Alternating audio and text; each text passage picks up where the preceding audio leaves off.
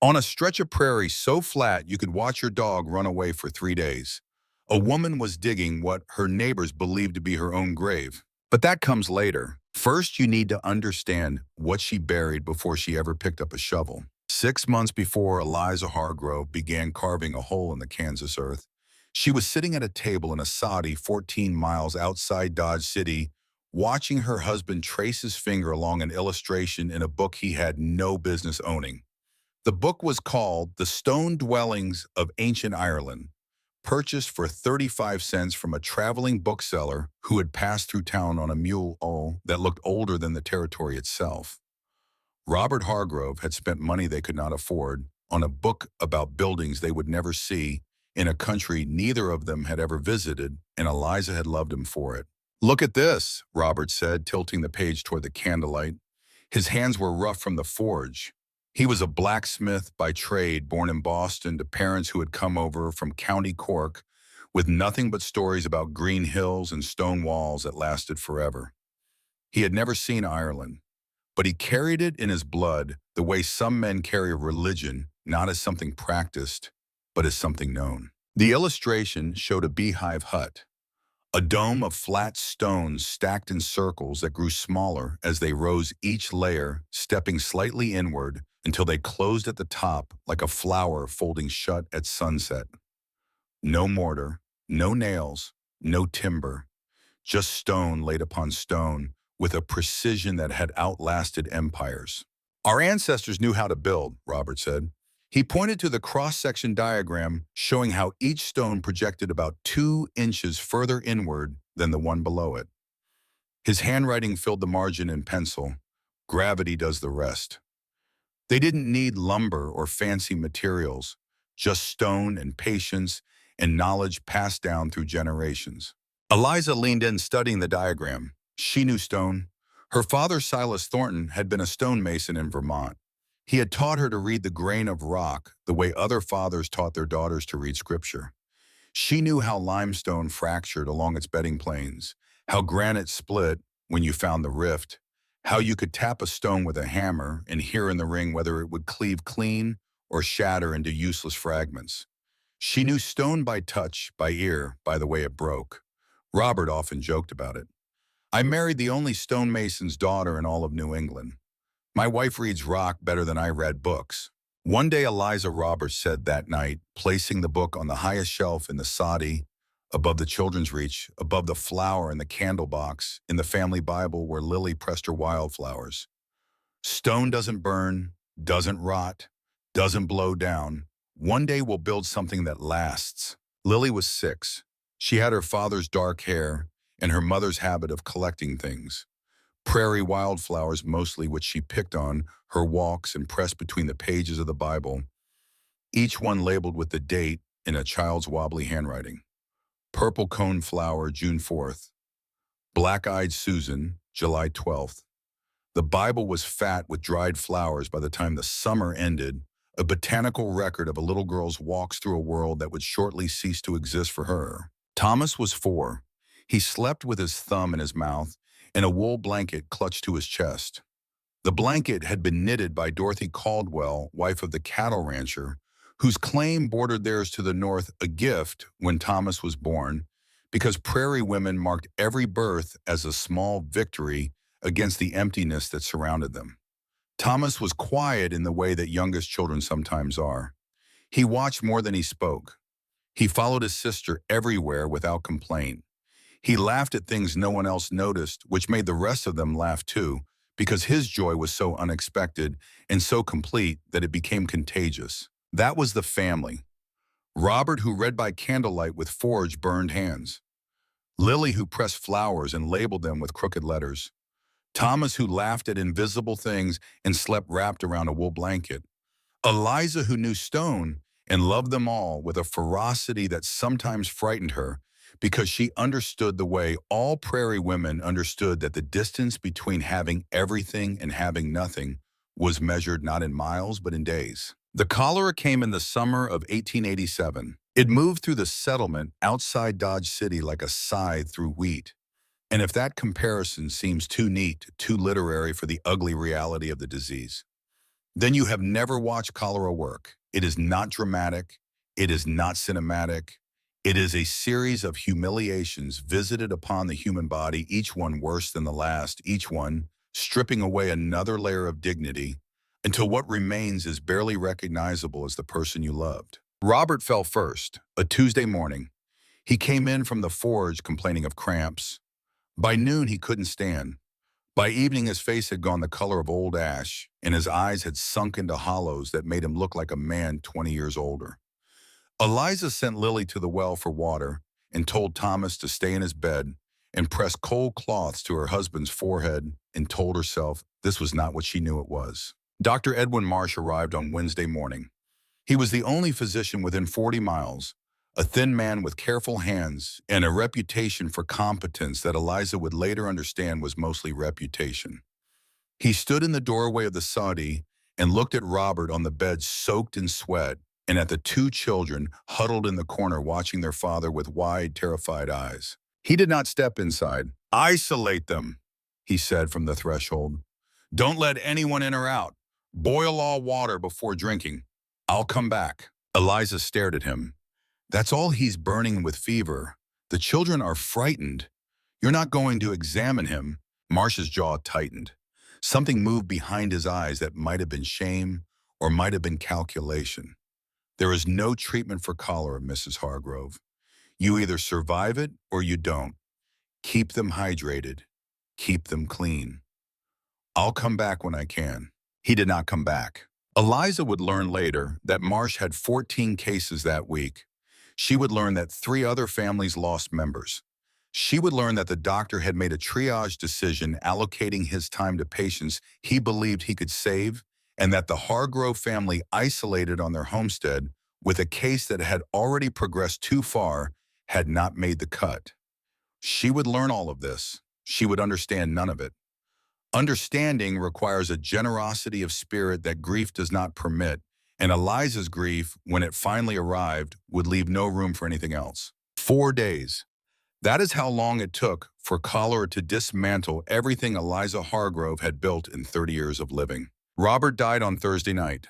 His hand found hers in the darkness and squeezed once, and she felt the strength that had shaped horseshoes and wagon rims, and the iron hinges on their door felt it flicker like a candle in wind, and then it was gone. His fingers loosened, his breathing stopped, and Eliza sat holding the hand of a dead man in a dark soddy while her children whimpered in the next room, and the prairie wind blew through the gaps in the walls as though nothing of any consequence had occurred. Lily went next. Saturday, she cried for water but could not keep it down, and the crying grew weaker as the hours passed until it was barely a whisper, a sound so thin and fragile that Eliza had to press her ear against her daughter's lips to hear it. She held Lily in her arms the way she had held her as an infant, rocking singing songs that came from somewhere deeper than memory songs, without words that were really just sounds a mother makes when there is nothing left to do but be present for the end. Lily died with her eyes open, looking at her mother's face, and Eliza closed them with fingers that would not stop trembling. Thomas was last. Sunday morning, he had been so quiet through all of it, lying in his small bed, thumb in his mouth, blanket pulled to his chin, watching with those large, still eyes that saw everything and understood nothing. Eliza was wringing out a cloth for Lily's forehead. She had been dead for hours, but Eliza had not yet accepted. This had not yet moved.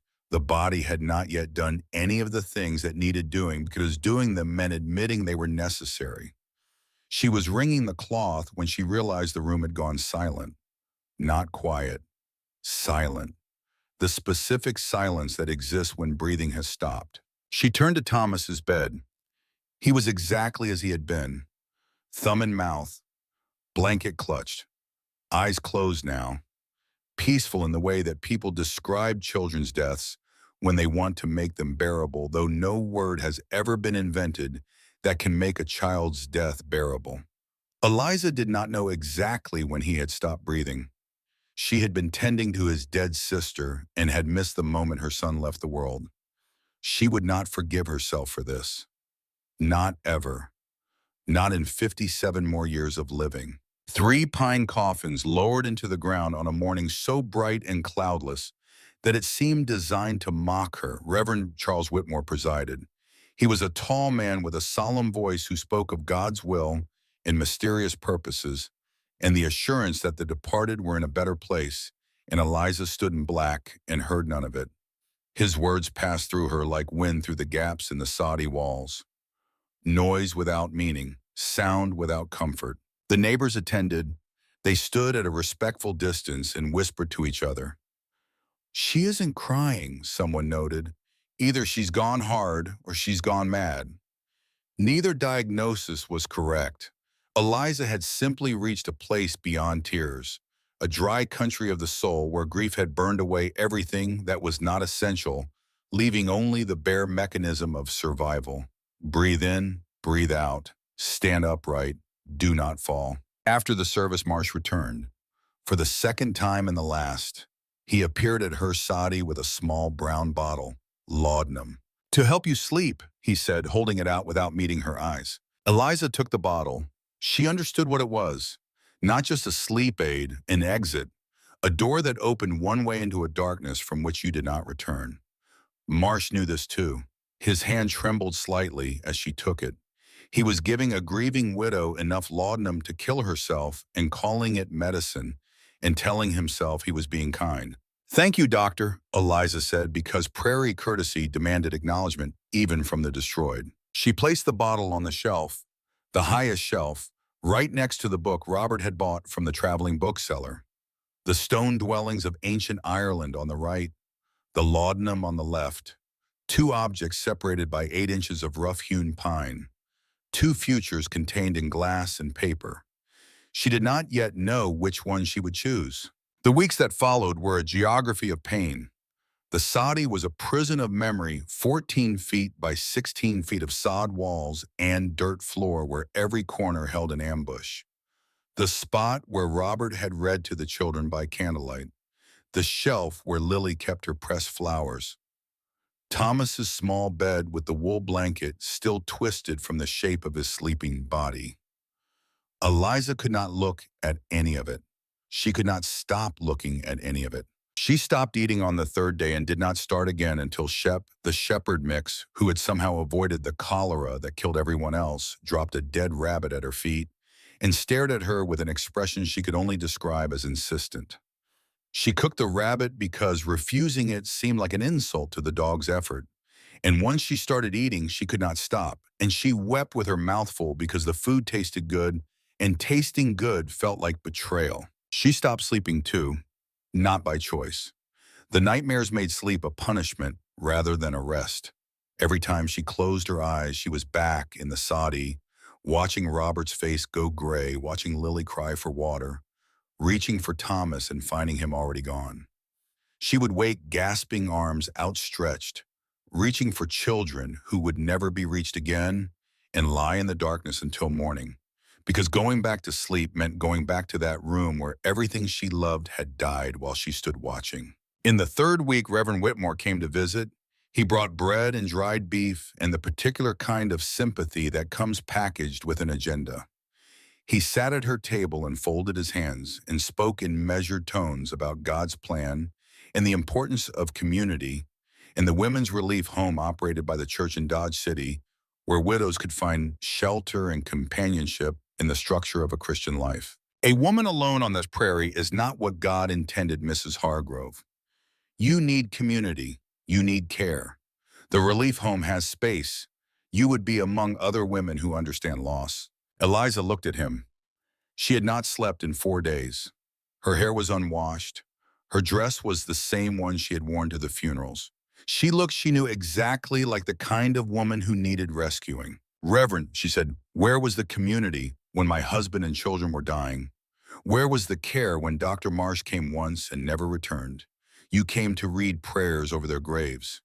You did not come to help me save them." Whitmore had no answer. He left the bread and the beef. He rode away with his back straight and his jaw set, and Eliza knew with absolute certainty that he would return, that he would not accept her refusal, that in his mind she was a problem to be solved rather than a person to be respected. She was right. But before Whitmore could return, something else happened. Something that changed everything. It was night, late. The candle had burned down to a nub and the soddy was full of shadows that moved like living things when the flame guttered. Shep lay on the floor by the door, his nose on his paws, watching Eliza with the patient devotion that dogs offer without condition or explanation. Eliza stood at the shelf, the laudanum was on the left, the book was on the right. Her hand reached up.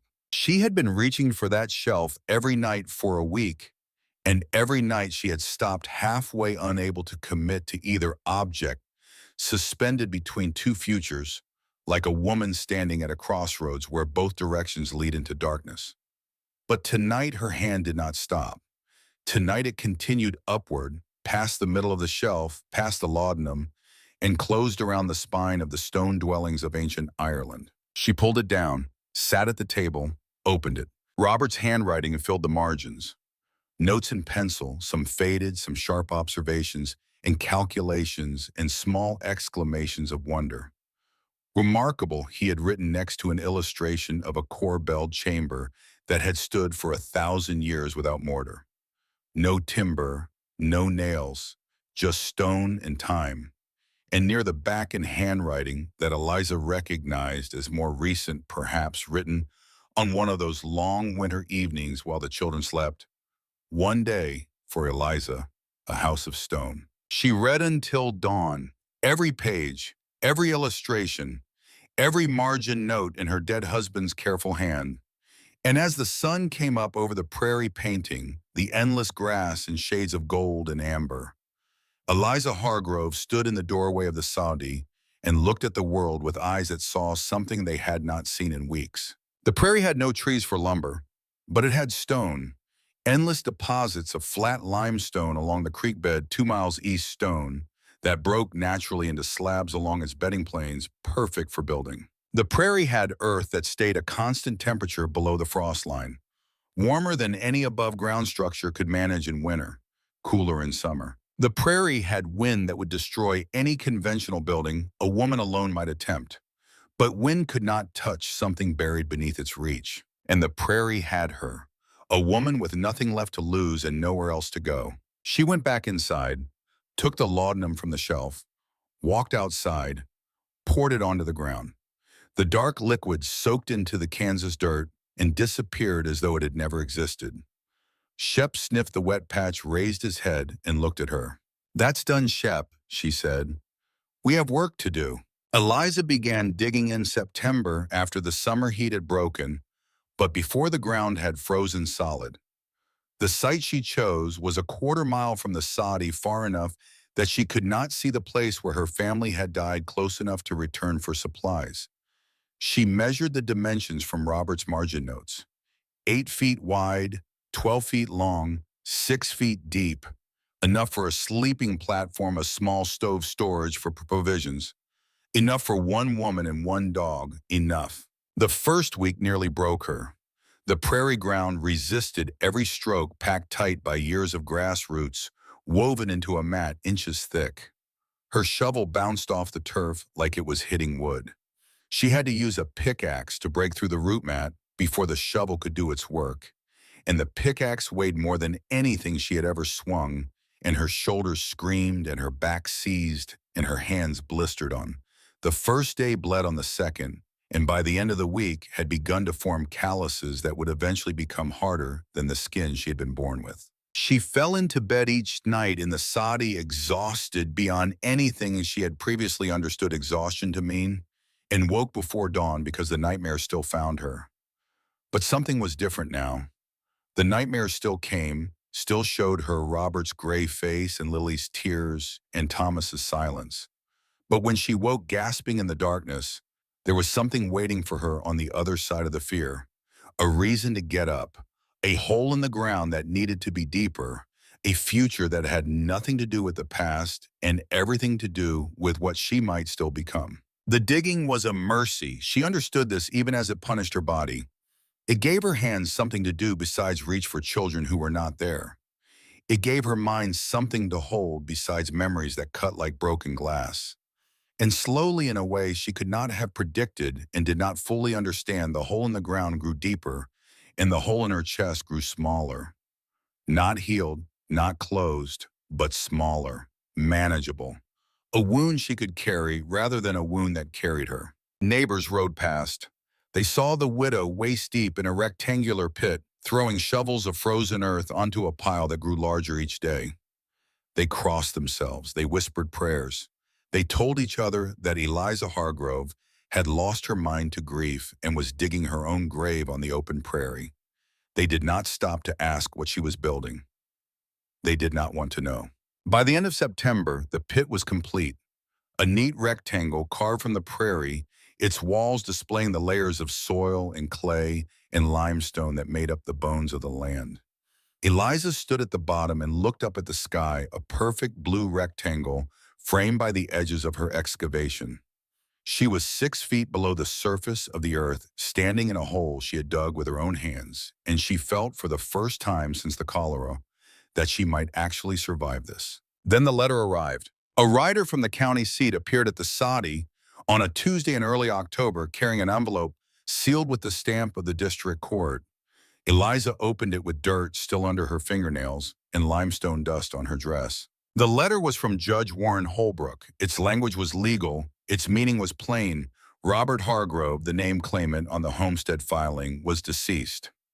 Under the provisions of the Homestead Act, Eliza had 90 days to demonstrate that the land was being actively improved and utilized. Failure to provide evidence of legitimate improvement by the deadline of December 1st, 1887, would result in forfeiture of the claim and release of the parcel for new filing. 90 days. Eliza read the letter twice.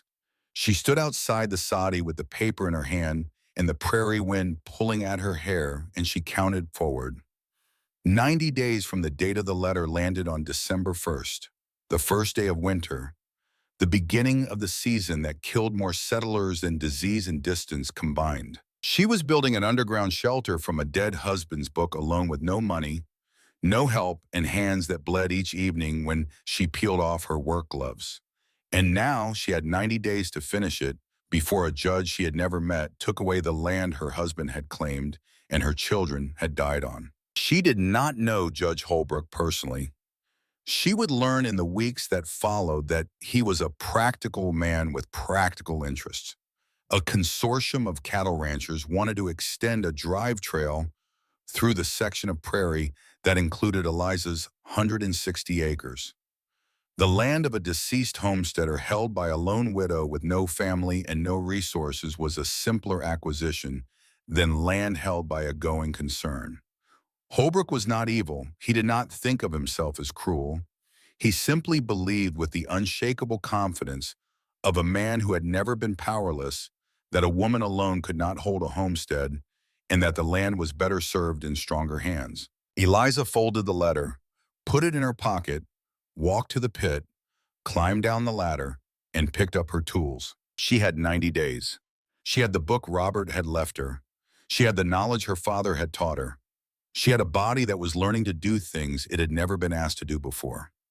And she had in the place where the laudanum used to sit on the shelf an empty space that was no longer a temptation, but a reminder. She chose the book. She chose the work. She chose to build. Whatever came next, that choosing was hers. October brought stone, not the way spring brings flowers or winter brings death gently, and then all at once, but the way labor brings results. Slowly, grudgingly. One slab at a time dragged from the creek bed 2 miles east on a sledge that Robert had built for hauling supplies, hitched to an old mare named Nell, who had pulled the family wagon all the way from Missouri, and who regarded this new assignment with the weary tolerance of an animal that had long since stopped expecting rest. Eliza made the trip twice a day, morning and afternoon. The limestone deposits ran along the creek in exposed shelves that had been laid down when Kansas was the floor of an ancient sea.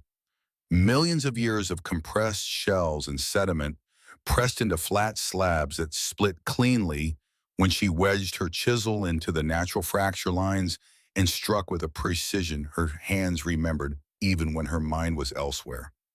This was her father's gift.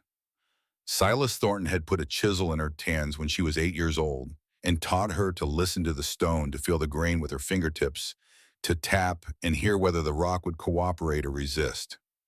She had not used these skills in 15 years. They returned now as though they had been waiting, stored in muscle and bone, ready for the moment she would need them most. Each slab had to be the right thickness.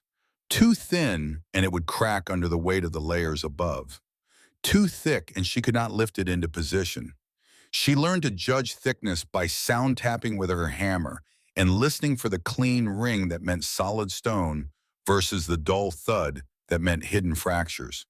She loaded the good ones onto the sledge, 4 or 5 at a time, and led Nell back across the prairie, while Shep trotted alongside, pausing occasionally to investigate rabbit holes with an intensity that suggested he considered them a personal insult to his territory.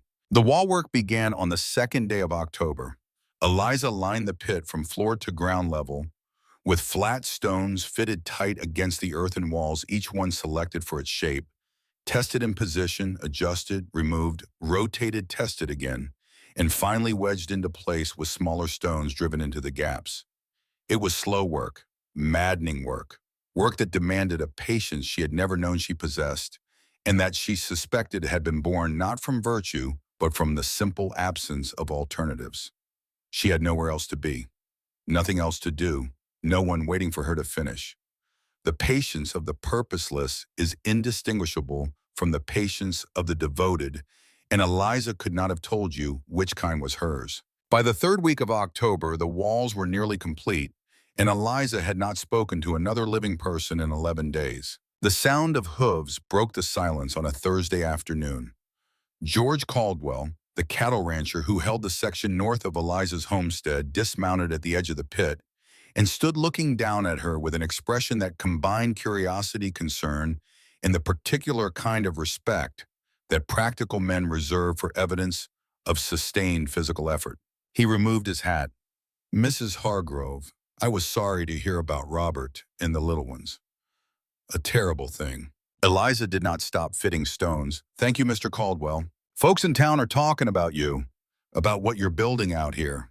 They think I'm digging my own grave." George had the grace to look uncomfortable. "Some do." Eliza looked up at him for the first time. Dust and sweat streaked her face despite the cold. Her hands were wrapped in strips of cloth that had once been a petticoat, stained brown with dirt and rust, colored in places where the blood had soaked through. "It's a shelter, Mr. Caldwell, underground with a stone roof, the kind they built in Ireland 1,000 years ago. It'll hold warm in winter without burning a cord of wood a week." She watched him process this. He was looking at the walls, at the precision of the fitted stone, at the weeks of careful labor made visible in every joint and seam. George Caldwell was a man who respected hard work, even when he did not understand its purpose. "That stone roof," he said slowly. "How do you plan to keep it from collapsing?" Eliza set down the stone she was holding and straightened her back, feeling the vertebrae pop in a sequence that had become as familiar as breathing. She explained. Each layer of stone would project about 2 inches further inward than the one below it, she said, but the key was that the center of gravity of each stone had to remain over the supporting wall. Too much overhang, and the stone would tip and fall inward. Too little, and the dome would never close. The weight of upper layers actually pressed the lower stones tighter together, creating compression that strengthened the whole structure. No mortar needed, no timber required. Just gravity and geometry working together the way they had for 1,000 years in the stone huts of Western Ireland. "You learned this from a book," George said. It was not quite a question. "I learned it from my husband. He learned it from a book. The knowledge goes back further than either of us." George was quiet for a moment. Then he asked a question that had nothing to do with architecture. "Holbrook's been talking in town, says you can't hold the claim without Robert on the filing, says he's got paper from Dr. Marsh, says you're not right in the head." Eliza's hand stopped. She was holding a wedge stone, a small triangular piece she had been about to drive into a gap between 2 wall slabs. Her knuckles went white around it. "Paper from Marsh," she repeated. "Some kind of medical opinion. Says you're showing signs of mental disturbance brought on by sudden loss." Language like that. The kind of language that gives a judge room to do what he already wanted to do. Eliza stood very still. She had not known about the paper. She had not known that the doctor who had abandoned her family during the cholera, who had stood in her doorway and told her to boil water and then vanished, had subsequently put his name to a document questioning her sanity. The information settled into her chest like a stone dropped into a well, falling through layers of grief and exhaustion and arriving at something hard and hot at the bottom. Anger. It surprised her. She had believed herself emptied of everything but sorrow. But this was not sorrow. This was fury, clean and bright, and focused in a way that her grief had never been. Marsh had left her family to die, and now he was signing papers to take her land. She placed the wedge stone precisely into the gap and drove it home with a single strike of her hammer. The sound rang across the pit like a bell. He says I'm crazy because I'm digging a hole, Eliza said. When I'm finished, he'll have to explain how a crazy woman built something no one else in this county could build. George studied her face. Whatever he saw there satisfied something in him because he nodded once the way men nod when they have made a decision they did not know they were making. You need help hauling stone. The roof slabs will be heavier than what you can manage alone. The offer caught her off guard. Prairie people minded their own business. Help was offered during emergencies, not during ordinary labor. She asked him why. Because you're my neighbor, because your husband would have helped me if things were reversed, and because building something again is better than the alternative, I'd rather help you build than watch you give up. Eliza felt something move behind her eyes, a pressure she had thought burned out of her weeks ago. She blinked it back. I could use help with the roof stones, and Mr. Caldwell, I should tell you. I have 90 days. Holbrook's deadline is December 1st. If this shelter isn't finished by then, he takes the land. George's expression did not change. Then we'd better not waste daylight. He came back the next morning with his 2 grown sons, and the 3 Caldwell men spent a week hauling the massive limestone slabs that would form the outer layer of the roof. The capstones, as Eliza called them, weighed 200 pounds or more and required all 4 of them working together to load onto the sledge transport across the prairie and stack beside the pit. They did not talk much. Prairie men communicated through work, and the rhythm of their labor together said everything that needed saying. I am here. I see what you are doing. I believe it matters. On the last day of hauling, George's younger son lingered after his father and brother had ridden home. Nathan Caldwell was 22, a quiet young man with his father's square jaw and his mother's eyes, which were the color of creek water, in autumn brown with flecks of gold that caught the light when he looked at you directly, which he rarely did. He had lost his wife Mary to childbirth 2 years earlier. The baby had not survived either. He understood something about grief that his father and older brother, untouched by that specific devastation, could not. He sat on the pile of roof stones and did not speak for a while. Eliza kept working, fitting wall stones, aware of his presence but not discomforted by it. His silence was different from loneliness. It was the silence of someone who had learned that some things could not be helped by talking. My father thinks you're brave, Nathan said finally, building something new instead of letting the grief take you under. Eliza wiped her hands on her skirt. I don't feel brave. I feel like I'm barely holding on. That's what brave is, Nathan said. Holding on when everything in you wants to let go. He paused, and then he said something that had surprised her. After Mary died, I burned everything she owned. Every dress, every letter, every ribbon for her hair. I thought if I couldn't see any of it, it wouldn't hurt. But it just hurt different. I had nothing left to remember her by. Not a single thing. You're doing the opposite. You're building something new instead of destroying what's left. I wish I'd thought of that. He rode away before she could respond. But his words stayed with her through the night, and in the morning she found that the nightmares had shifted. They were still there. They would always be there, but they were quieter now, as though they had moved to a room further down the hall. November arrived carrying winter on its back. Temperatures fell below freezing and stayed there. The wind came from the north with nothing between it and the Arctic to slow it down 1,000 miles of open prairie, offering no resistance, and it hit the Kansas flatlands with a force that made standing upright an act of defiance. Snow came in horizontal sheets, piling into drifts that swallowed fence posts and buried the lower sections of buildings overnight. Eliza began the crumbling on November 1st. She had studied Robert's illustrations until she could see them behind her closed eyelids. She had practiced on small models made of flat river stones, building miniature domes in the grass until her hands understood how the forces balanced. The real construction was the model scaled up. The same principles, the same attention to each individual stone. She worked from inside the pit, standing on a platform she had built from salvaged lumber, reaching up to place each stone on the growing inner ledge of the dome. Each one had to sit exactly right before she could move on to the next. Each one had to bear the weight of everything that would come above it. There was something almost spiritual in the precision required of meditation disguised as manual labor. And Eliza lost herself in it the way she imagined monks had lost themselves in prayer inside the original beehive huts 1,000 years ago. The cold helped in some ways. The frozen ground held the pit walls firm, preventing the collapses that might have plagued a summer excavation.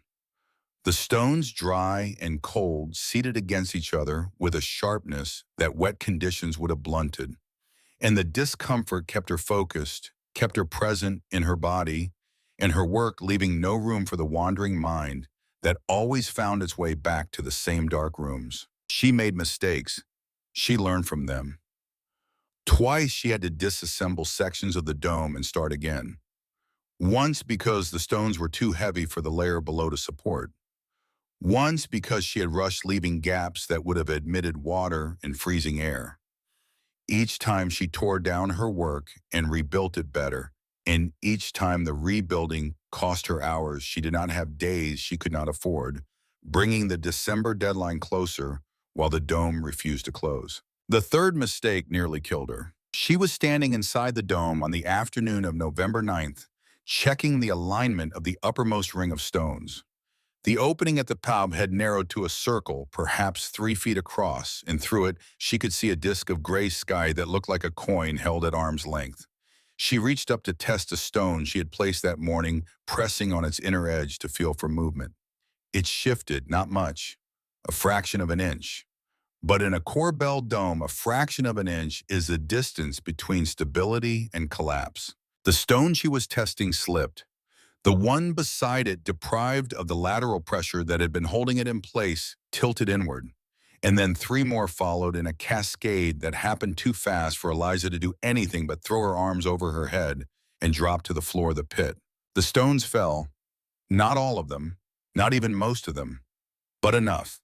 A section of the upper dome, roughly 4 feet wide, came down in a shower of limestone slabs that struck the platform where she had been standing a half-second earlier, smashing through the boards and landing on the packed earth floor with a sound like cannon fire.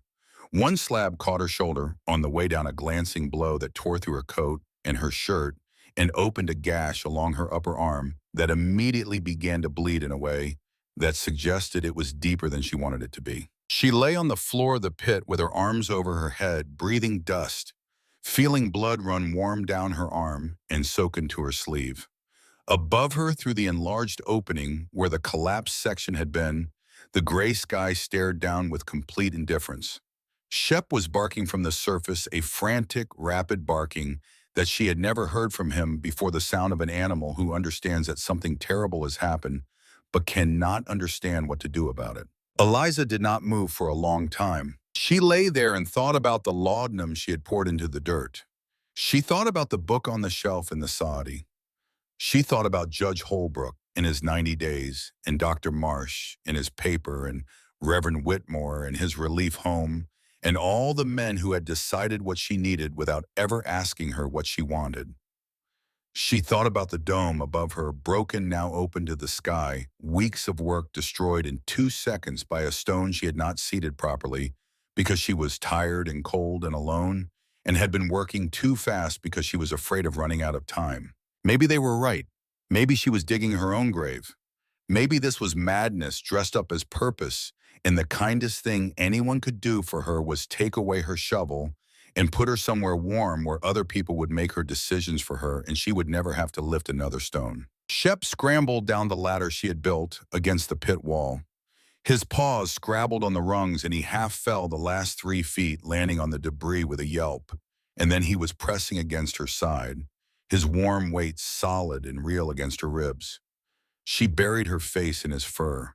He smelled like prairie grass and cold earth, and the particular musk of a doe who has been lying in the sun, and she breathed him in and let herself weep. Not for Robert, not for Lily, not for Thomas, for herself, for the exhaustion that had no bottom, for the doubt that crept in whenever she stopped moving long enough to think, for the loneliness of building something no one believed in a place where no one was watching for reasons that she could not fully explain even to herself. She cried until there was nothing left. Then she wiped her eyes on Shep's fur, which he accepted with the dignity of an animal who understood that some services are beneath no one. She sat up. She looked at the damage. She looked at the gash on her arm, which had stopped bleeding, but would leave a scar she would carry for the rest of her life. 23 days. She had 23 days until Holbrook's deadline, a section of dome to rebuild a wound to tend, and no time to waste on tears. She stood up. She climbed the ladder. She began clearing the fallen stones. The neighbors who had been watching from a distance arrived 6 days later, but they were not the neighbors Eliza had expected. She was on the surface sorting through the salvaged stones for pieces she could reuse when she saw riders on the horizon, 3 of them coming from the southeast from the direction of town. As they grew closer, she recognized Reverend Whitmore on his bay gelding riding beside a man in a black coat she had not seen before, and behind them Judge Warren Holbrook. The man in the black coat was Sheriff Jack Dawson. Eliza had seen him once in Dodge City, a tall, quiet man who enforced the law with a reluctance that suggested he would rather have been doing almost anything else. His presence here meant that this was not a social call. You did not bring a sheriff to deliver bread and sympathy. They dismounted at the edge of the pit. Whitmore approached first, his hands clasped in front of him, the way he held them at the pulpit, a posture of practiced compassion that Eliza had learned to distrust. "Mrs. Hargrove," he said, "we've come because we're concerned for your welfare. Dr. Marsh has provided the court with his professional assessment of your condition. The winter is approaching. You are alone out here engaged in activity that many in the community find alarming. We feel it is our responsibility to ensure your safety." Eliza stood at the edge of her pit. Below her, the dome rose in its broken circle, the collapsed section gaping like a wound that matched the one on her arm. She was aware of how she must look to them. Thin, filthy, bandaged arm, cracked hands wrapped in rags. Standing next to a hole in the ground surrounded by piles of limestone and the debris of a partial collapse. She knew exactly like a woman who had lost her mind. Sheriff Dawson stood behind Whitmore, his hand resting on his belt, his face arranged in an expression of professional neutrality that did not quite hide his discomfort. He was a man who preferred clear situations drunks to arrest and cattle to round up, and a grieving widow building an underground house from stones was not in any manual he had ever read. Judge Holbrook spoke next, and his voice carried the flat authority of a man accustomed to being obeyed. "Mrs. Hargrove, your 90-day period is still in effect, but if you are mentally incapacitated, the court has the authority to act sooner. Dr. Marsh's letter gives me the basis to do so." Eliza looked at the 3 of them. 3 men on horseback who had ridden out to the middle of the prairie to tell a woman what she could and could not do with her own land, her own hands, her own life. Whitmore with his charity, Dawson with his badge, Holbrook with his letter from a doctor who had not had the courage to watch her family die. She did not raise her voice. She did not need to. "Reverend Whitmore, you say you are concerned for my welfare. Were you concerned when my husband and children were dying of cholera? You came to read prayers over their graves. You did not come to help me hold my daughter while she cried for water she could not keep down. You did not come to sit with my son while he stopped breathing so quietly that his own mother missed the moment he left. You come now with a sheriff and a judge to tell me I am not right in the head because I am building a shelter with my own hands instead of waiting for someone else to save me. Tell me, Reverend, who was supposed to save me, you, the doctor who came once and never came back? God who took my family and left me standing." Whitmore did not move. His clasped hands tightened, the knuckles going pale. Something shifted in his face, a crack in the practiced compassion that let something raw show through. He had no answer. Eliza had not expected one. The sound of a fourth horse came from the north. George Caldwell appeared riding hard and pulled up beside the group with the authority of a man who owned more land than any of them and paid more taxes than all of them combined. He dismounted and walked to the edge of the pit. He did not look at Whitmore or Dawson. He looked directly at Judge Holbrook. "I've been watching this construction for weeks, Judge. What I see is not the work of a disturbed woman. What I see is skilled stonework, careful engineering, and a structure that will provide legitimate shelter on homestead land. That constitutes improvement under Section 2 of the Homestead Act, and you know it." Holbrook's jaw tightened. A hole in the ground is not an improvement. When it has walls and a roof and a door, it's a shelter. And a shelter on homestead land is improvement under the law. "I've read the statute, Judge. Have you read it recently?" The silence that followed was the kind of silence that rearranges things. Sheriff Dawson looked from Holbrook to George and back again. He was calculating. George Caldwell was the largest landholder in the county. His opinion carried weight. His displeasure carried consequences. "Judge," Dawson said quietly, "I don't see grounds for enforcement today. Mrs. Hargrove is coherent. She's engaged in construction. I'd recommend we let the 90 days play out." Holbrook held George's gaze for a long moment. Then he turned back to Eliza. "90 days, Mrs. Hargrove. December 1st. I want to see a completed structure. Not a pile of rocks, not a hole. A structure with walls, a roof, and a door. If it's not done, the claim is forfeit." He mounted his horse. Dawson followed. Whitmore was last. He paused before mounting and turned back to look at Eliza. Something had changed in his face. The practiced compassion was gone, and what remained was harder to read. Confusion, perhaps, or the beginning of recognition. He looked at her the way a man looks at something he has been seeing wrong for a long time and has only just begun to see clearly. He did not speak.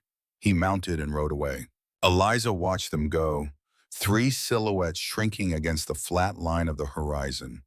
Then she climbed down into the pit and picked up a stone. 16 days. She worked with the focus that went beyond determination into something more elemental. She was not building a shelter anymore. She was building evidence.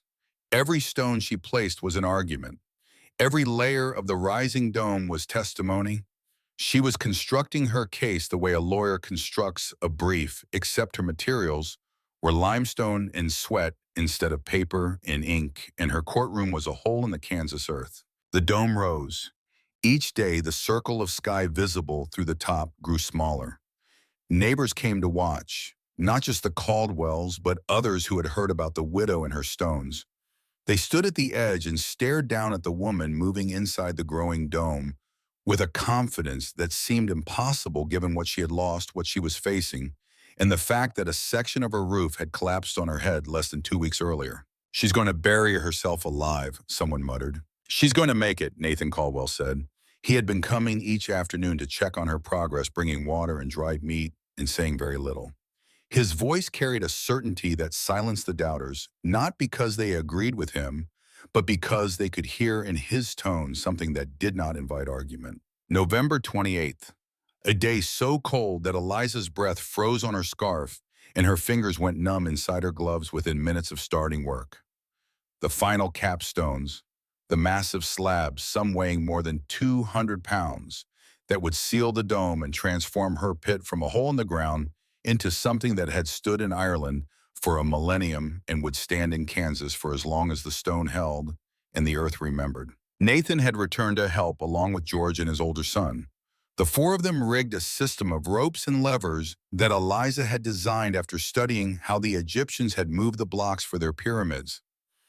Each capstone was lifted from the ground, swung on a pivot rope over the opening, and lowered into position while Eliza guided it from below her hands on the rough limestone, feeling for the precise alignment that would lock each piece against its neighbors and complete the compression ring that would hold the dome together against the weight of the earth she would pile on top. The last stone went in at 4 in the afternoon. The sky disappeared.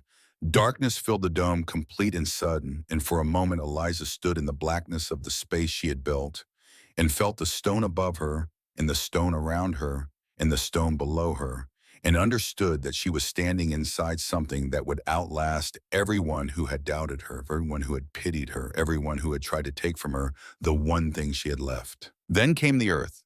Bucket by bucket, she covered the stone roof with the soil she had excavated months before, mounting it higher and deeper until the shelter vanished into the prairie. From more than a few yards away, it was invisible.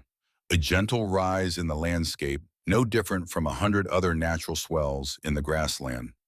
The door set into a stone-framed entrance facing southeast to catch the morning sun and deflect the winter wind was the only sign that anything existed beneath the surface. December 1st, Judge Holbrook arrived precisely at noon because he was a man who understood the power of punctuality. Dr. Marsh rode beside him, and Eliza noted that the doctor kept his eyes on his horse's mane and did not look at her directly. Holbrook surveyed the site from horseback. He saw prairie, grass, snow, the flat line of the horizon in every direction. No structure, no building, nothing. "Well, Mrs. Hargrove, I was told you had something to show me." Eliza walked to the mound of earth. She opened the wooden door. Stone steps led downward into darkness. "After you, Judge." Holbrook dismounted. He had to duck to enter, and Eliza heard him grunt as his shoulders brushed the stone frame. She followed him down the steps, and behind her came Marsh, and behind him George Caldwell, who had arrived minutes earlier, as though he had timed his appearance to coincide with the inspection, which he almost certainly had. The interior was small but complete. A sleeping platform built from salvaged lumber. A cast-iron stove no bigger than a bread box vented through a pipe that emerged from the earth 20 feet away to prevent downdrafts. Storage niches carved into the stone walls like the shelves of a library. A floor of packed earth covered with straw and canvas.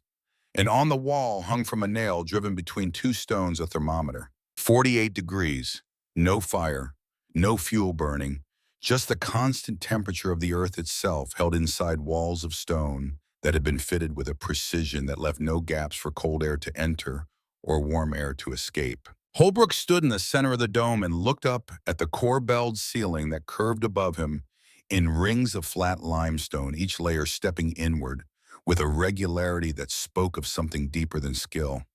It spoke of knowledge, of tradition, of a line of builders stretching back 1,000 years who had understood that the earth itself was the best insulation ever devised, and that the secret to surviving winter was not to fight the cold, but to go beneath it. He did not speak for a long time. George broke the silence. "This is a completed structure, Judge. Walls, roof, door, built on homestead land before the deadline. Under the provisions of the Homestead Act, this constitutes improvement. The claim stands." Holbrook turned slowly. His face was unreadable. He looked at the stone walls. He looked at the thermometer. He looked at Eliza, who stood in the doorway of her underground home with her scarred arm and her wrapped hands and her eyes that held something that was not pride exactly, but was in the same family. "I'll note it in the record," Holbrook said.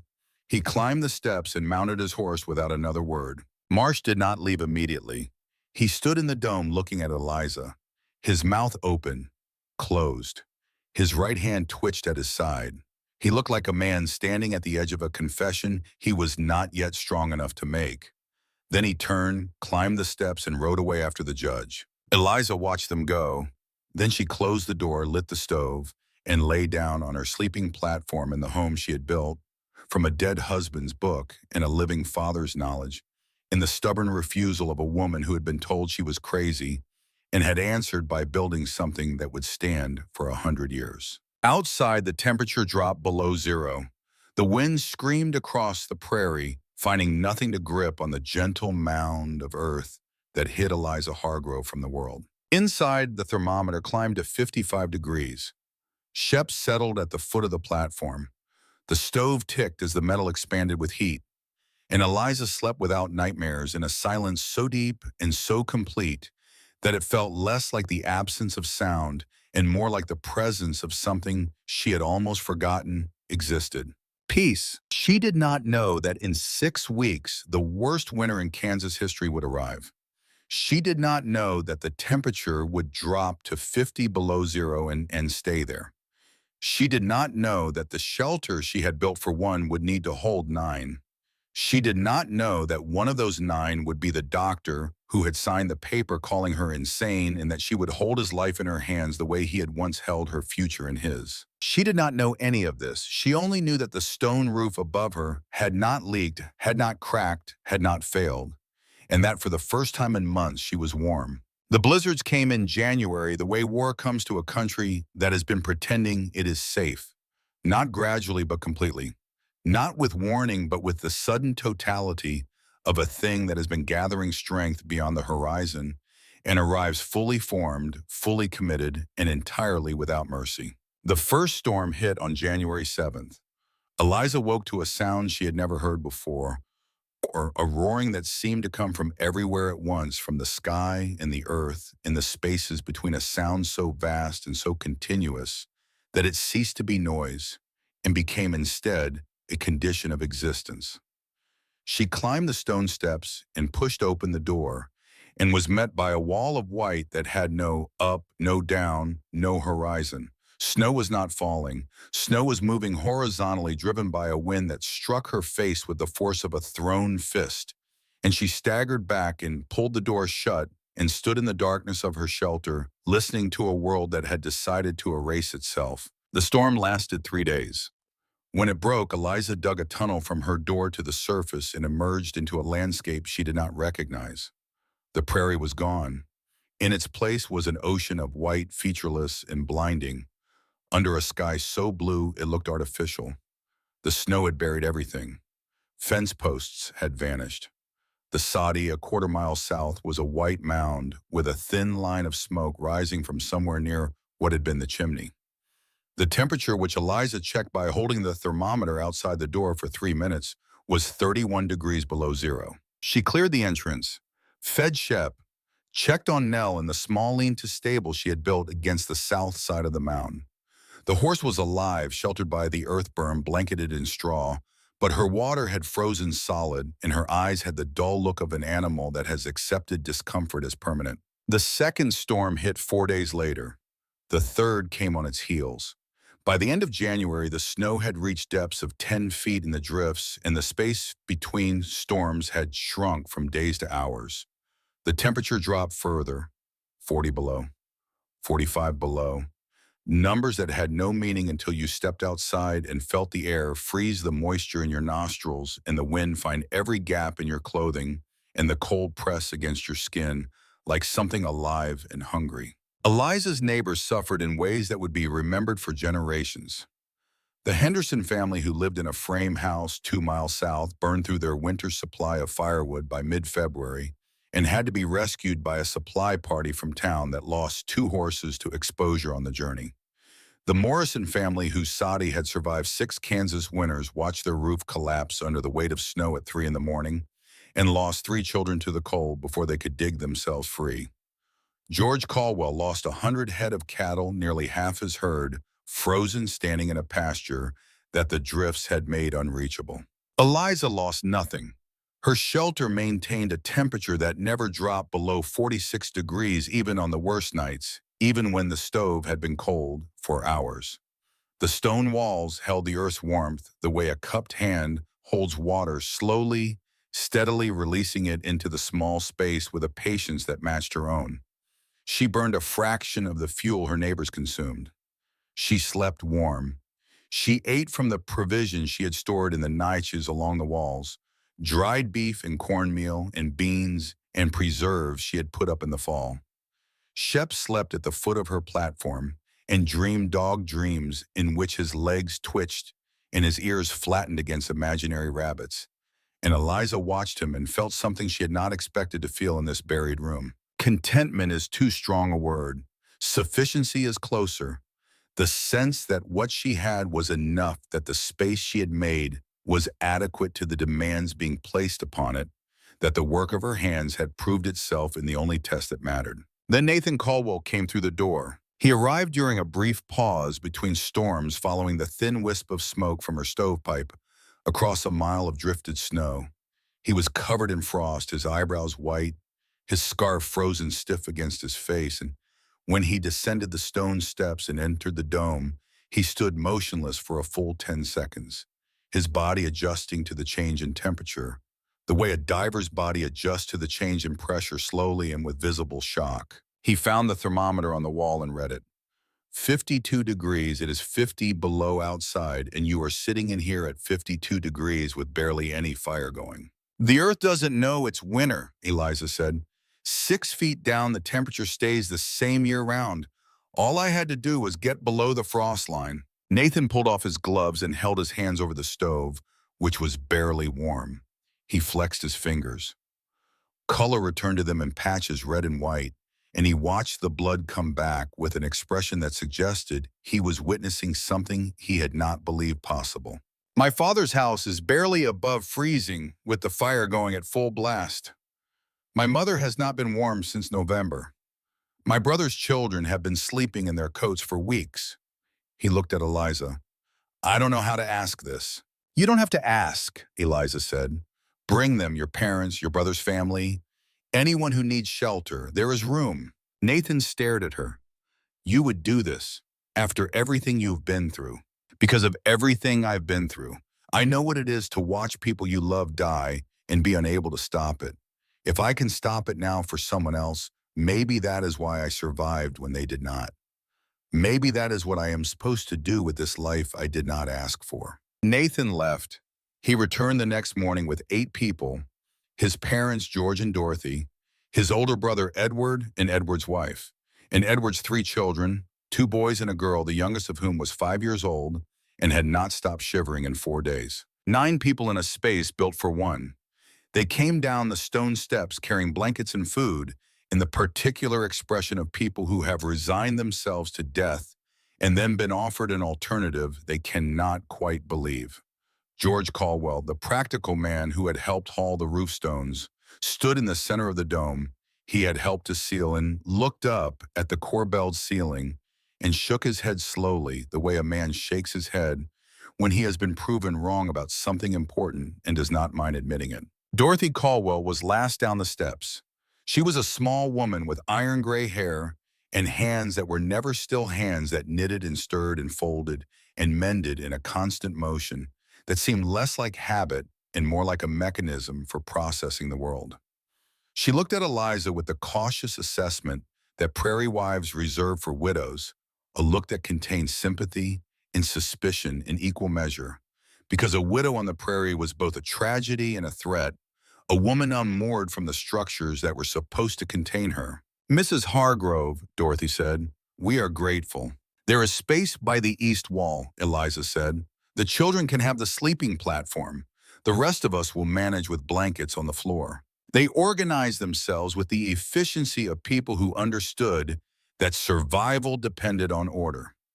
Sleeping in shifts, cooking on the tiny stove in a rotation, water from snow melted in a pot. The children who had been frightened and cold for so long that warmth itself was a novelty discovered within hours that living underground was not terrifying but thrilling. The 5-year-old, a girl named Emma, announced that they were dwarves in a mountain, and her brothers immediately began arguing about which one of them was the king. Eliza watched them. Emma was 5. Lily had been 6. The proximity of those numbers was a blade that turned in her chest every time the girl laughed, every time she tugged at Eliza's sleeve to ask a question, every time she fell asleep with her mouth slightly open in the way all children sleep when they feel safe. Eliza turned away sometimes, found reasons to check the stovepipe, to adjust the door seal, to count provisions. Small escapes from a grief that ambushed her through the laughter of someone else's children. But there was something else too, something she had not anticipated. The underground room that she had built for silence and solitude was filling with noise and warmth, and the particular chaos of human beings living in close quarters, and it was not unwelcome. It was not the family she had lost. Nothing would ever be that. But it was life, messy and loud and demanding, pressing against the stone wall she had built. and finding them large enough to hold more than she had imagined. On the third night, someone knocked on the door. Eliza climbed the steps and opened it. The wind had died to a steady moan, and the temperature had risen to a mere 30 below, which counted as mild by the standards of that winter. Standing in the snow, barely upright, was Dr. Edwin Marsh. He looked like a man who had been dead for several hours and had not yet received the news. His face was the color of tallow. His coat was torn. His hat was gone. His right hand, which he held against his chest like an injured bird, was wrapped in a scarf that had frozen to his skin. His eyes, when they found Eliza's, held nothing of the careful authority she remembered from the doorway of her soddy 8 months ago, when he had told her to boil water and then walked away. They held only the blank animal desperation of a creature that understands it is dying and has come to the last door left. "My office," he said. His voice was barely audible. "Roof collapsed. Under the snow, I walked. I followed the smoke." Eliza looked at him. Behind her in the warmth of the shelter, 9 people had gone silent. They knew who he was. They knew what he had done. George Caldwell's jaw was tight. Dorothy had stopped knitting. Nathan stood at the foot of the steps looking up at Eliza, waiting. She looked at Marsh, the man who had not come back, the man who had signed the paper, the man who had stood in Judge Holbrook's office and put his name to a document that said she was mentally unfit to hold her own land, not because he believed it, but because her existence reminded him of his own failure. He was standing in the snow outside the shelter he had tried to take from her, and he was dying, and he knew she had every reason on earth to close the door. "Come in, doctor." She said it quietly, without warmth, without generosity. She said it because closing the door would mean becoming something she was not willing to become, and because the shelter she had built was not a weapon to be used against the people who had wronged her, but a structure that served the purpose she had given it, which was to keep people alive. Marsh came down the steps, one at a time, gripping the wall with his left hand. He sat in the corner nearest the door, making himself small, occupying as little space as possible, as though he understood that his presence was tolerated rather than welcomed. He did not speak. Eliza noticed his hand. She crossed the room and knelt beside him. She unwrapped the frozen scarf, gently peeling it away from the skin beneath. 2 of the fingers on his right hand, the index and the middle, had turned black. Not the dark red of severe frostbite that might still recover, but the true black of tissue that has dyed completely the color of charcoal, the color of things that will not come back. "When did this happen?" she said. "Yesterday. Maybe the day before. I cannot feel them." "You cannot feel them because they are dead. If you do not remove them, the infection will spread. You will lose the hand or more." Marsh looked at his own fingers with the clinical detachment of a physician examining a patient he does not particularly like. He knew. Of course he knew. He was a doctor. He had seen gangrene before.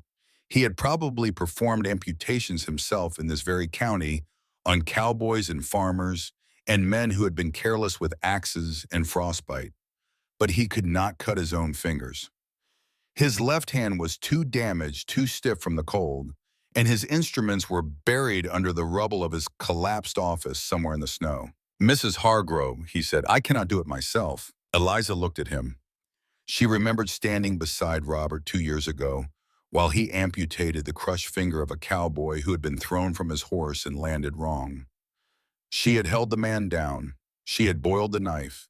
She had bandaged the stump afterward while the cowboy wept, and Robert wiped the blade clean and said nothing because there was nothing to say. She had watched.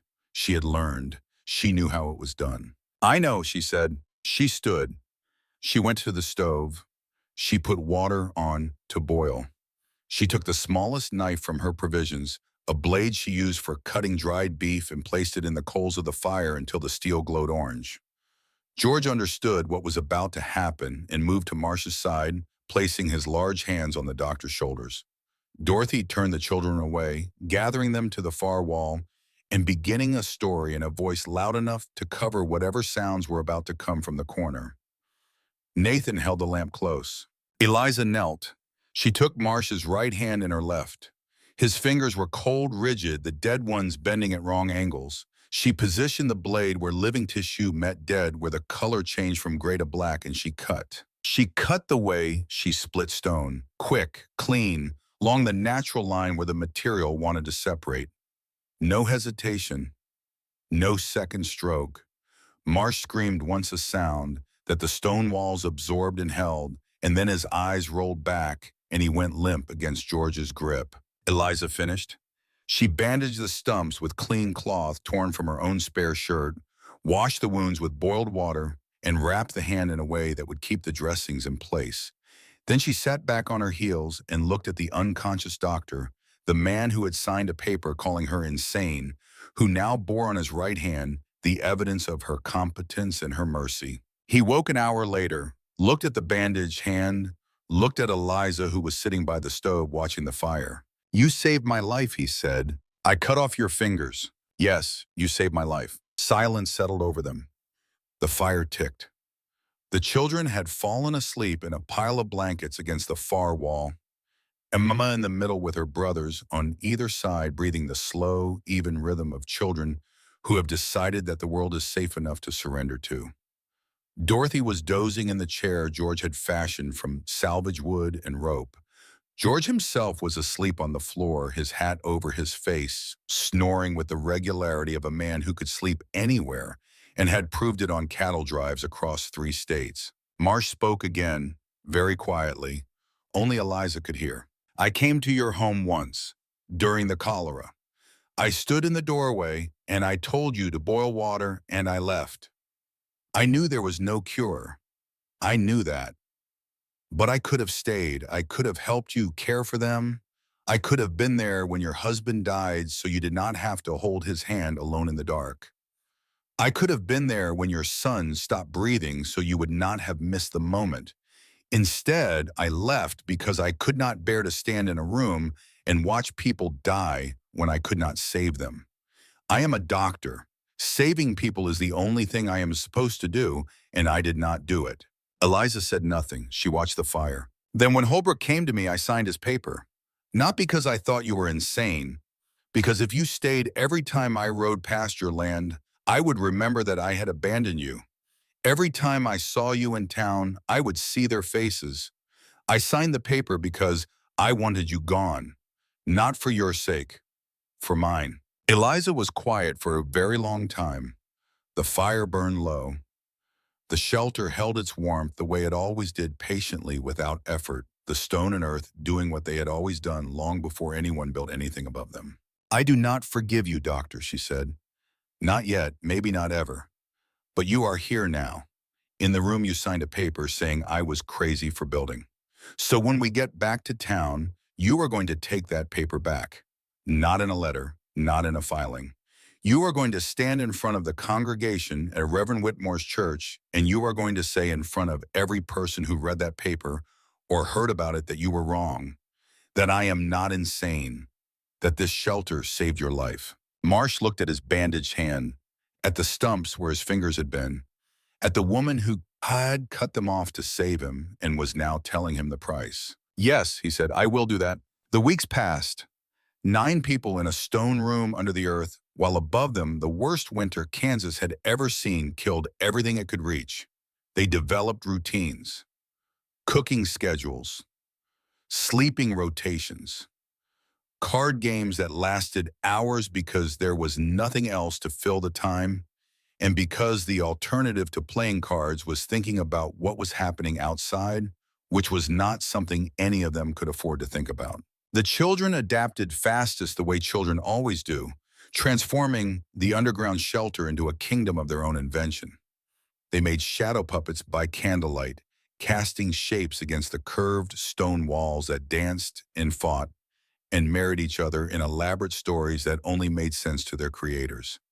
They begged for stories before bed, and Eliza found herself telling them tales she had not thought of in years.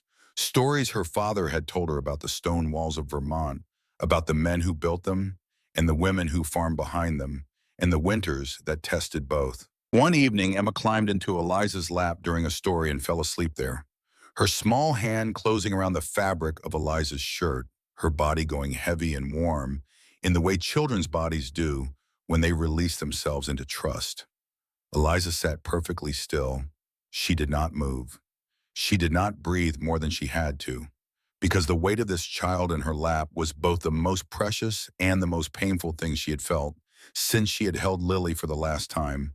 And if she moved, if she shifted even slightly, she would have to acknowledge that this warmth belonged to someone else's daughter and not her own. Dorothy Caldwell, sitting across the room with her knitting frozen in her hands, watched Eliza hold a sleeping child. She said nothing, but she rose quietly and crossed the room and placed her hand on Eliza's shoulder, a touch so light it barely registered, and Eliza understood that Dorothy was giving her permission. Permission to hold this child, permission to feel this warmth, permission to let it heal something without demanding that it replace something else. Eliza closed her eyes. Tears ran down her face in the candlelight. She did not wipe them. She let them fall. Dorothy sat beside her and began to hum. A melody Eliza did not recognize in a language neither of them spoke, something old and Irish that had crossed an ocean and a continent and arrived in a stone room under the Kansas prairie, where a woman who had lost everything was holding a child who was not hers and weeping because the world still contained this kind of tenderness even after everything it had taken. In the days that followed, Dorothy taught Eliza recipes she had brought from Ireland, bread that could be made with nothing but flour and buttermilk, and heat stews that stretched a handful of dried meat into meals for 9. She told stories about Nathan as a boy, about how he had once tried to milk a bull and been chased across a pasture while his father laughed so hard he fell off the fence. Nathan, sitting nearby, turned red and stared at his boots, and Eliza laughed a real laugh, the kind that comes from the belly and surprises the person who makes it. By the time the storms broke, Dorothy had become something more than a guest, something closer to family. One night during a lull, when the wind dropped and the stars appeared through a sky so clear it looked like someone had polished it, Nathan slipped out of the shelter without a word. Eliza woke to his absence. The space where he had been sleeping on the floor was empty, his blanket folded. She climbed the steps and opened the door. The cold hit her like something physical 30 below, and falling the air so sharp it hurt to inhale. She wrapped her coat tighter and followed footprints in the snow. She found Nathan at Nell's stable. The lean-to had shifted in the last storm, 2 support poles leaning at angles that would not survive another hard wind. Nathan was working in the dark, his hands bare, because gloves made it impossible to grip the rope he was using to lash the poles together. He had packed snow around the base and was bracing the structure with stones dragged from a nearby drift. His fingers were purple. "What are you doing?" Eliza said. "You could freeze to death out here." Nathan did not look up. He kept working the rope, his breath coming in short white bursts. "If Nell dies, you lose your only horse. Come spring, you'll need her to plow. You cannot start over without her." He said nothing else. He did not explain why he was doing this instead of sleeping. He did not mention that his own hands were going numb. He did not frame it as anything other than what it was, which was a man thinking about a woman's spring before thinking about his own comfort, fixing what needed fixing in the dark, because the dark was when he noticed it needed fixing. Eliza stood watching him for a moment. Then she picked up a stone and began bracing the other side. They worked together in silence, their breath freezing in the air between them, their hands moving with the practiced coordination of people who have learned each other's rhythms without discussing them. When the stable was secure, they climbed back down into the shelter. Eliza poured the last of the hot water she had been saving for her own morning tea into a cup and set it in front of Nathan without comment. He drank it without asking whose it was. Neither of them spoke. Nothing needed saying. The storms broke in late February. The sky cleared in a single afternoon, the clouds pulling apart as though drawn by strings, and the sun fell on the snow with a brilliance that hurt the eyes and made the prairie glitter in every direction. Eliza's guests emerged from the shelter one by one, blinking, shielding their faces, standing on the mound of earth that covered the stone roof and looking out at a world that had been trying to kill them for 2 months and had failed. They went home to assess damage, to bury cattle, to begin the work of rebuilding that defines every spring on the plains. George shook Eliza's hand at the door of the shelter, which was the highest form of respect a man like George Caldwell knew how to offer. Edward and his wife carried their sleeping children up the steps and loaded them onto the sled without waking them, which seemed like a small miracle given the noise. Dorothy held Eliza's hands in her own. Her grip was stronger than it looked, the grip of a woman who had spent 40 years wringing out wash and kneading bread and gripping the sides of wagons on trails that had no right to be called roads. "You saved us," she said, "not just our lives. You saved us from believing the world had nothing left to give." "The shelter saved you," Eliza said. "I just built it." "You built it when everyone said you were mad. That is the part that matters." The first Sunday after the storms, the church in Dodge City held its first service in 6 weeks. The pews were full. Every family that had survived the winter was there dressed in whatever they had that was clean, which in most cases was not much. Reverend Whitmore stood at the pulpit with the exhausted face of a man who had spent the winter visiting the dying and burying the dead and wondering whether his prayers had reached anyone who could do something about it. Dr. Marsh sat in the third row. His right hand was bandaged smaller than it should have been, missing 2 fingers that were buried under 8 feet of Kansas snow in the ruins of his office. When Whitmore paused between the opening prayer and the first hymn Marsh stood, the church went quiet. People knew the doctor. People knew about the paper. People knew that the crazy widow with the underground house had somehow gotten through the winter while half the county nearly died. They did not know the details. They were about to learn. Marsh spoke without notes. His voice was steady in a way that suggested he had practiced this, that he had rehearsed the words during those long weeks underground, while his hand healed and his conscience did whatever consciences do when they are finally allowed to speak. He had been wrong, he said. He had signed a document stating that Eliza Hargrove was mentally unfit, and that document was false. He had signed it not because he believed it, but because Eliza's presence on the prairie reminded him of his own cowardice of the day he had stood in her doorway during the cholera and left without helping of the family that had died while he was elsewhere attending to patients he found less distressing. He was retracting the document completely, without qualification. Eliza Hargrove was the most competent person he had ever met. Her shelter had saved 9 lives, including his own. She had amputated 2 of his gangrenous fingers with a heated knife in a stone room under the ground, and she had done it with more skill and more steadiness than he himself could have managed, and he would carry the proof of that for the rest of his life every time he looked at his right hand. He sat down. The silence in the church was the kind that has weight. Judge Holbrook sat in the back row. His face did not change expression. He did not stand. He did not speak. He did not need to. The paper was retracted. The community had heard.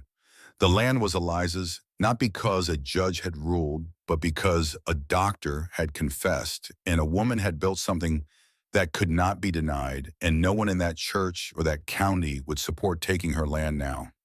Holbrook had lost not through legal defeat, but through the slow accumulation of evidence stone by stone, the same way Eliza had built her shelter. Reverend Whitmore watched Marsh sit. Then he looked out at his congregation.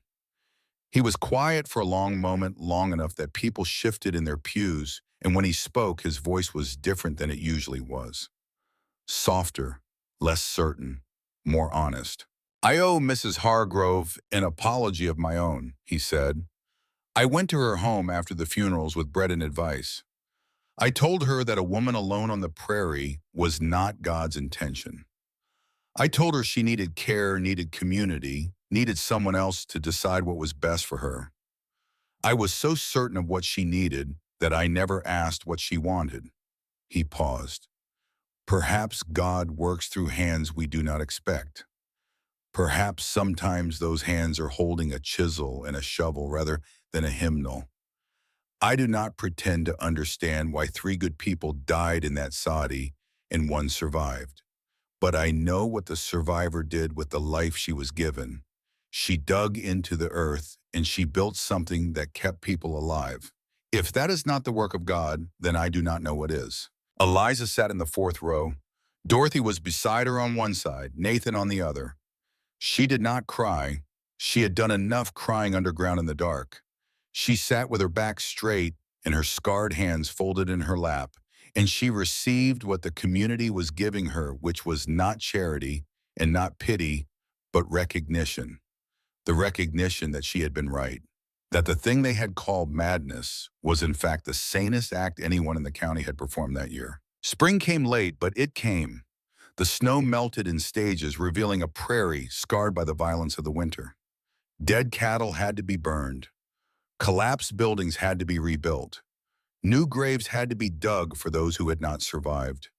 The earth thawed and softened and began in the stubborn way of prairie earth to put forth grass again, thin and tentative at first, then thicker, then abundant, as though it had never been buried under 10 feet of snow and 50 below zero.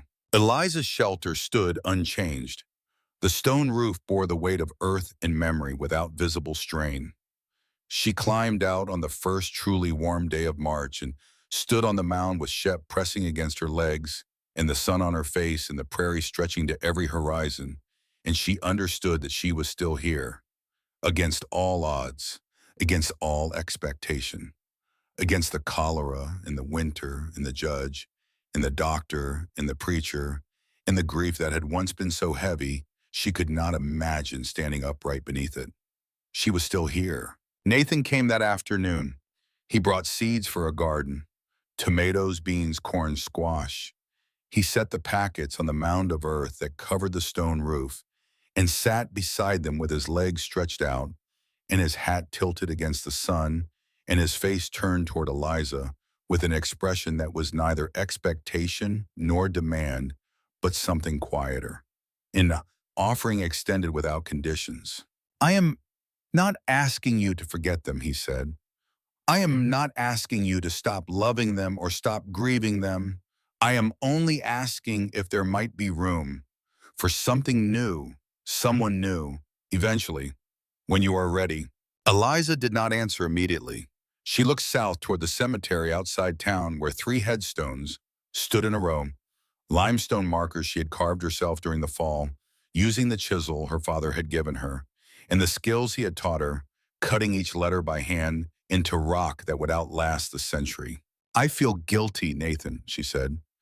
"Not because of you, because I can laugh, because I can sleep through the night, because there are mornings when I wake up and think about the garden, about the work, about supper, before I think about them.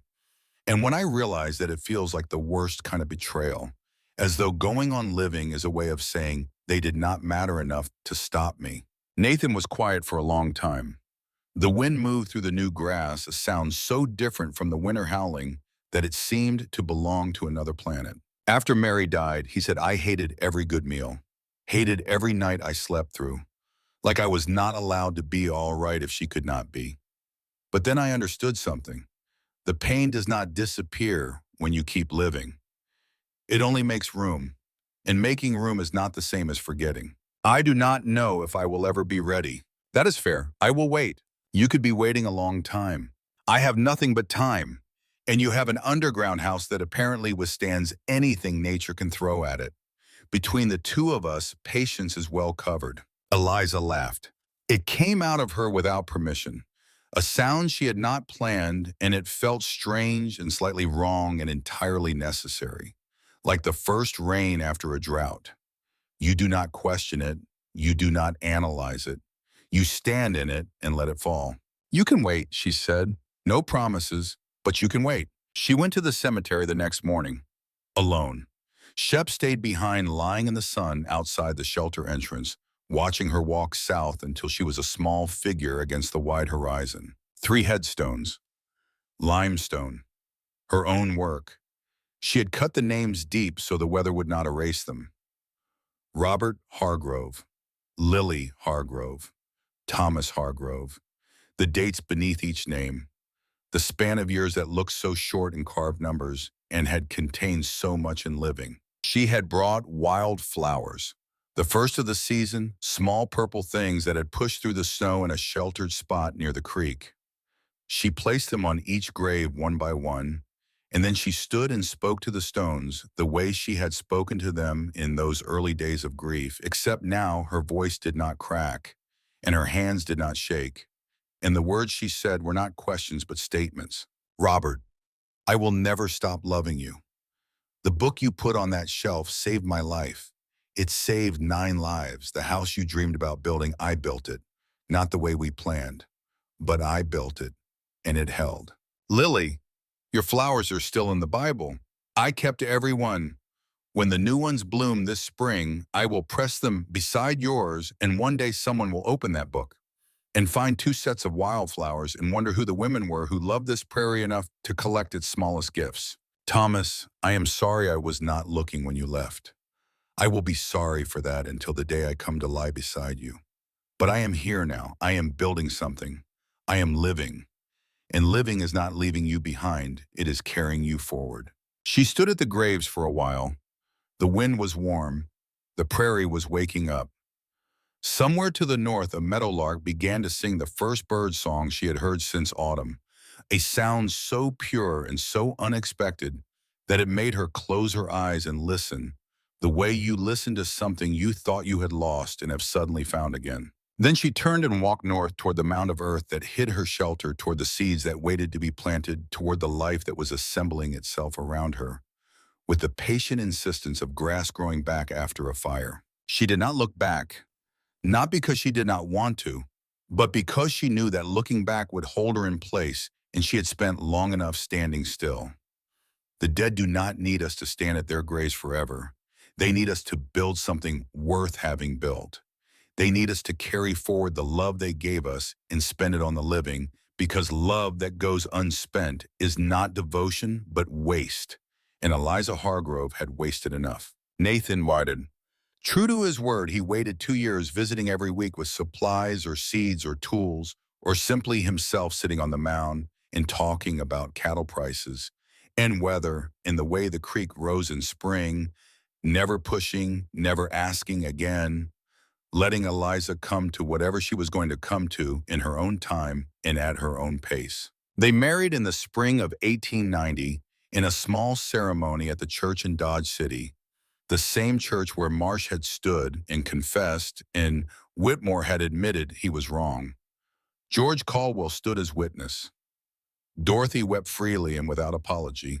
Shep lay in the aisle and thumped his tail on the floorboards and fell asleep during the vows, which everyone agreed was the most honest review any wedding had ever received. They built a proper house above ground using techniques Eliza had learned from her shelter. Thick stone walls on deep foundations, a design that worked with the prairie instead of against it, that let the earth contribute its warmth instead of fighting its cold.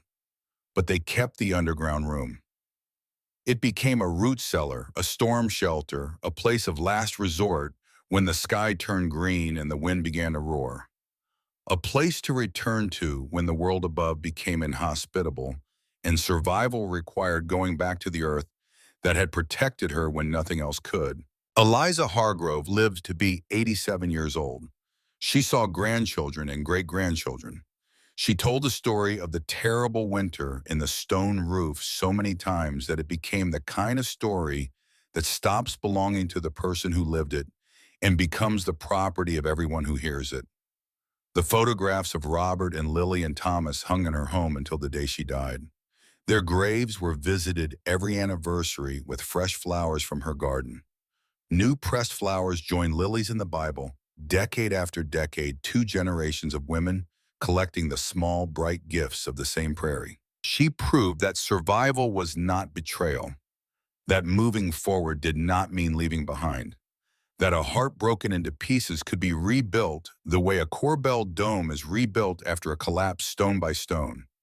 Each piece placed where it belonged, each layer supporting the ones above it, the whole structure growing stronger as it rose. They say she is buried nearby on a hillside that overlooks the prairie where she nearly died and somehow learned to live again. Next to Nathan, who waited and was rewarded with 47 years of a marriage built on the same principles as her shelter, patience, and precision, and the understanding that the strongest structures are not the ones that resist pressure, but the ones that use it. Next to him and not far from Robert and Lily and Thomas, because Eliza Hargrove carried all of her loves with her to the end and did not see a contradiction in lying near each one. The stone above her grave came from the same deposit as her shelter's roof, flat Kansas limestone that splits cleanly along its bedding planes and holds together for centuries. Her descendants know where to find it. They know the story. Some of them have stood in the underground room and put their hands on the stone walls and felt the coolness that never changes, the steadiness that outlasts every storm, and they have understood something about the woman who built it that no amount of telling can fully convey. She was not brave. She said so herself many times to anyone who called her that. She was only holding on. But holding on when everything in you wants to let go, when the world has taken everything you thought you could not live without and left you standing in an empty field with nothing but a shovel and a book and a dog who will not leave your side, holding on is the bravest thing there is. The shelter still stands. The stone roof has never leaked, never cracked, never failed. The earth holds it the way the earth holds everything, firmly, gently, without judgment, for as long as the stones remember and the land remains. And the land remembers.